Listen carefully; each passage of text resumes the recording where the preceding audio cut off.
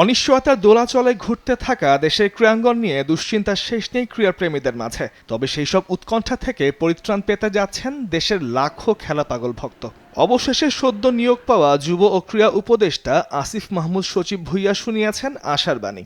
খুব শীঘ্রই ঘুরে দাঁড়ানোর প্রস্তুতি নিতে যাচ্ছে দেশের দুই জনপ্রিয় ইভেন্ট, ক্রিকেট, ফুটবল ছাড়াও অন্যান্য ফেডারেশন।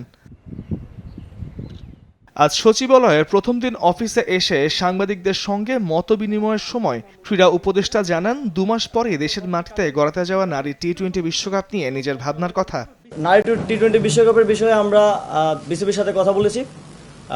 যেই ইস্যুগুলো হচ্ছে তার মধ্যে সবচেয়ে গুরুত্বপূর্ণ হচ্ছে সিকিউরিটি এনশিওর করা। সিকিউরিটি এনশিওর করার ব্যাপারে স্টেট লেভেল থেকে কিছু কাজ করার ব্যাপার আছে। আমি আজকেই যমুনাতে গিয়ে ইউনুস স্যারের সাথে এই বিষয়ে বিস্তারিত কথা বলবো এবং তিনি একজন ক্রীড়াপ্রেমী মানুষ, তিনি অবশ্যই এটিতে আমাদেরকে সহযোগিতা করবেন এবং স্টেট লেভেল থেকে সিকিউরিটিটা আমরা এনশিওর করব। আমরা ইউএন এর সাথেও কথা বলবো যাতে তারা সাজেস্ট করে কিছু দেশের ট্রাভেল রেস্ট্রিকশনস আছে সেগুলো যাতে সমাধান করা যায়। এছাড়াও ক্রিকেট বোর্ডের সভাপতি নাজমুল হাসান পাপন অনুপস্থিত থাকায় ক্রিকেটের সর্বোচ্চ নিয়ন্ত্রক সংস্থা আইসিসি নিয়মের ভেতরে থেকে বিসিবির দায়িত্ব পরিবর্তনের সিদ্ধান্ত নিতে চান যুব ও ক্রীড়া উপদেষ্টা।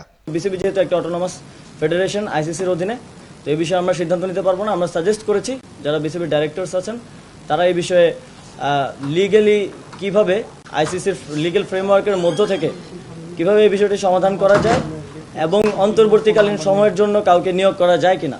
নজরটা শুধু ক্রিকেটে নয়, দেশের ফুটবলেও মনোযোগ দিতে চান সমানভাবে আসিফ মাহমুদ সচিব ভূঁইয়া।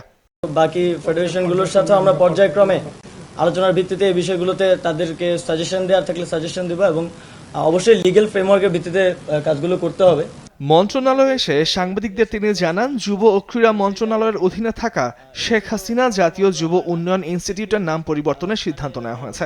নতুন দেওয়ার নাম হয়েছে বাংলাদেশ জাতীয় যুব উন্নয়ন ইনস্টিটিউট। বাংলাদেশ জাতীয় যুব উন্নয়ন ইনস্টিটিউট। তামিমুর রহমান, স্পোর্টস ডেস্ক, দেশ টিভি।